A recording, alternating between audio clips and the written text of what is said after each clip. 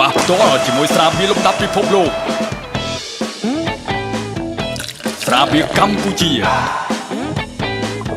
សម្រាប់ការជួបជុំ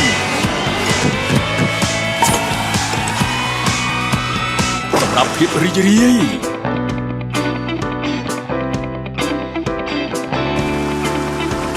សម្រាប់មិត្តភាព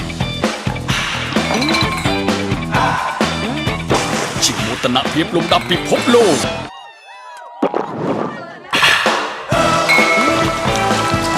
រាល់ពេលប៉ះផ្ទាល់គឺជាភាពរំភើបបំផុតយើងជឿជាក់លើកម្ពុជាស្រាបៀរកម្ពុជាស្រាបៀរជាតិមោទនភាពជាតិពិសាដោយការទទួលខុសត្រូវ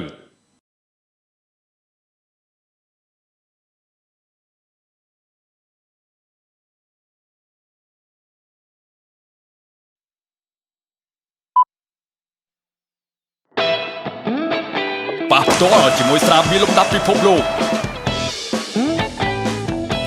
ស្រាបៀរកម្ពុជាសម្រាប់ការជួបជុំសម្រាប់ភាពរីករាយ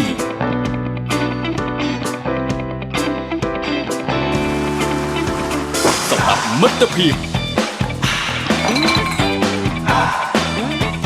ជាមោទនភាពលំដាប់ពិភពលោក